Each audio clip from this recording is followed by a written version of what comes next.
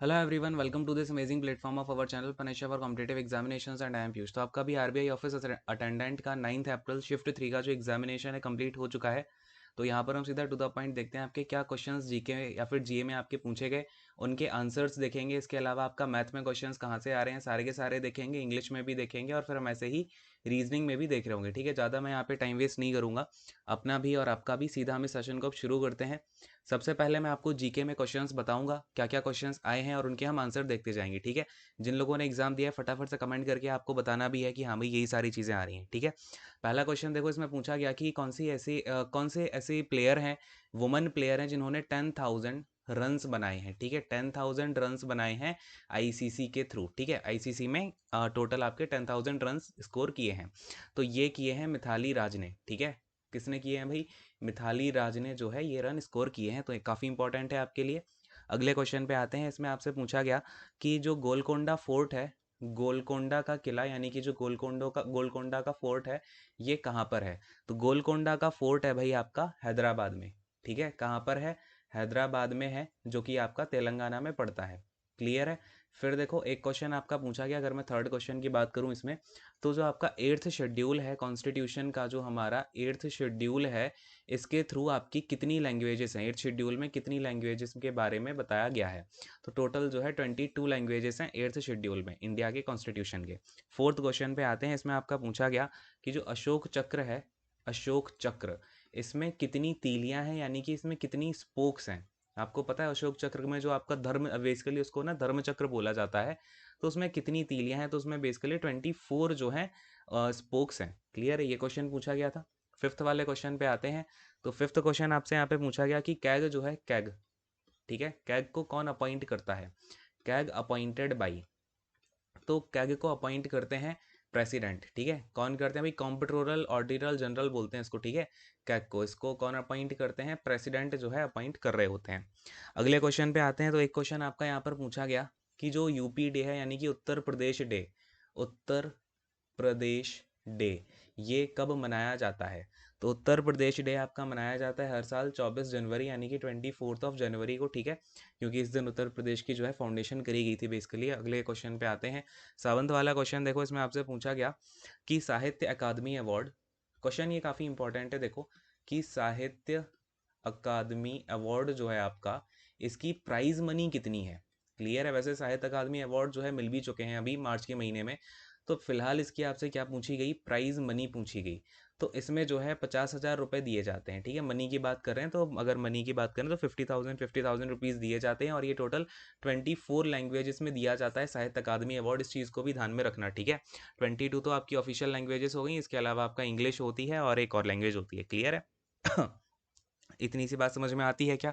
चलो अगले क्वेश्चन पे आते हैं। अच्छा, बैंकिंग टर्म से देखो ज़्यादा क्वेश्चंस देखने को नहीं मिल रहे हैं। जैसे कि एक क्वेश्चन देखने को मिला एएमएल, तो बस यही एक क्वेश्चन देखने को मिला बैंकिंग टर्म से। और अगर मैं एएमएल की बात करूं बैंकिंग में, तो इसका फुल फॉर्म होता है एंटी, देखो, ए से हो जाता है आपका एंटी, और एम से हो जाता है मनी, और आपका एल से हो जाता है लॉन्ड्रिंग। ठीक है, क्या हो जाता है? Anti money laundering. तो ये चीज़ आपको यहाँ पर ध्यान में रखनी है। अगले क्वेश्चन पे आते हैं। नाइन्थ वाला क्वेश्चन देखो, इसमें आपसे पूछा गया कि कुछ स्टेट के बारे में पूछा गया था। कोई स्टेट आपसे पूछा गया था जिसकी तीन तरफ से जो बाउंड्री है, तीन साइड से जो बाउंड्री है, वो बांग्लादेश से मिलती हो। ठीक है, ऐसा कुछ क्वेश्चन पूछा गया था। तो आई थिंक इसका आंसर या तो आपका सिक्किम हो जाएगा या फिर आपका यहाँ पर वेस्ट बंगाल हो जाएगा। तो इन दोनों में से कोई एक आंसर होगा, ये अभी मैं थोड़ा कंफर्म नहीं हूँ। क्लियर है? तो इसको आप एक बार चेकआउट भी कर लेना अपनी साइड से। अगले क्वेश्चन पे आते हैं, टेंथ वाला क्वेश्चन। इसमें फिर आपसे पूछा गया कि जो रुपए है, ठीक है, रुपए है जो, ये किसके अंतर्गत आता है, यानी किसके अंडर जो है आपका रुपए है? तो ये है एनपीसीआई के अंतर्गत। ठीक है, national payments corporation of India या फिर कंपनी ऑफ इंडिया। तो ये जो है आपका एनपीसीआई के अंतर्गत आता है।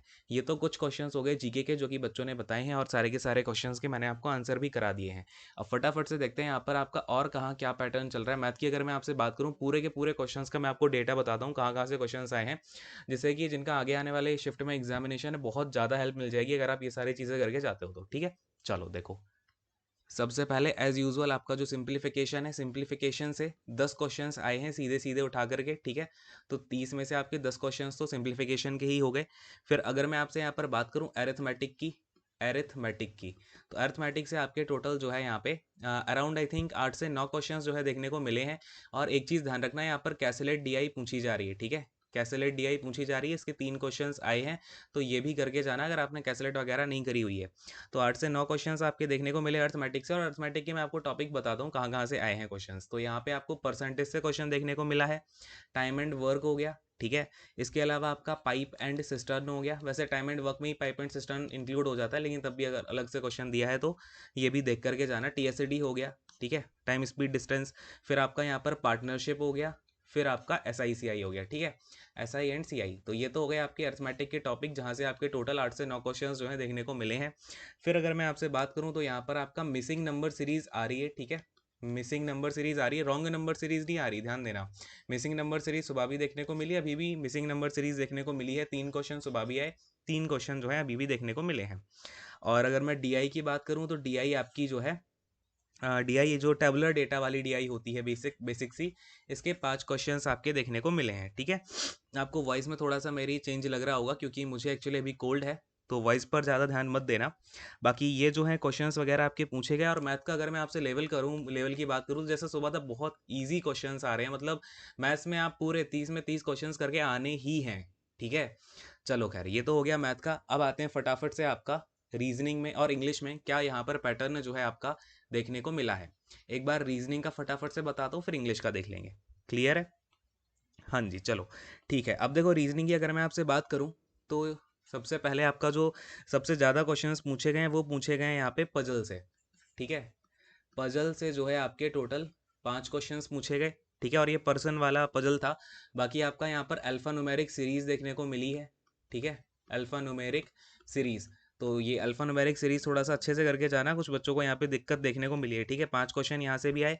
फिर आपके शेड्यूलिंग वाले क्वेश्चंस जो हो गए, शेड्यूलिंग वाले क्वेश्चंस भी 5 क्वेश्चन यहाँ से देखने को मिले हैं। फिर अगर मैं ऑर्डर एंड रैंकिंग की बात करूँ तो ऑर्डर एंड रैंकिंग भी आई हुई है, ऑर्डर एंड रैंकिंग, इसके भी जो है 3 क्वेश्चन के अराउंड देखने को मिले हैं। फिर अगर मैं आपसे यहाँ पर बात करूँ सिलोलिज्म की, तो सिलोलिज्म आपको सुबह नहीं आया था, बट अभी जो है सिलोलिज्म आया है और इसके 3 क्वेश्चन देखने को मिले हैं, जिसमें कि ओनली और फ्यू वाले जो है आपके क्वेश्चंस भी देखने को मिले हैं। तो ये भी अच्छे से देख करके जाना है सभी लोगों को, ठीक है, इसको स्किप मत करना। ऐसा नहीं है कि एक शिफ्ट में आया दूसरी शिफ्ट में नहीं आएगा। तो ये आपका सिलोगिज्म देखने को मिला। और यहाँ तक कि बीआर भी आपका आया है, यानी कि ब्लड रिलेशन का भी एक क्वेश्चन देखने को मिला है। सुबह में नहीं मिला था इन दोनों टॉपिक से क्वेश्चन देखने को, बट स्टिल अब आ रहा है। और बाकी आपका कोडिंग डिकोडिंग के भी 5 क्वेश्चन हैं, ठीक है, कोडिंग डिकोडिंग के भी आपके 5 के करीब क्वेश्चंस देखने को मिले हैं। तो ये मोटा मोटा पूरा का पूरा एनालिसिस हो गया आपका रीजनिंग का। तो ये सारे के सारे टॉपिक्स आप अच्छे से करके जाएंगे। और लमसम इन्होंने रीजनिंग के सारे टॉपिक्स ही छू लिए हैं एक तरीके से, है ना। अब आते हैं फटाफट से आपका इंग्लिश में क्या तरीके से आपका पेपर जो है रहा है, इसको हम फटाफट से देख लेते हैं। तो देखो सबसे ज़्यादा तो आपका रीडिंग कॉम्प्रीहेंशन से क्वेश्चंस आए, टोटल आपके 8 क्वेश्चंस थे, ठीक है। कितने थे?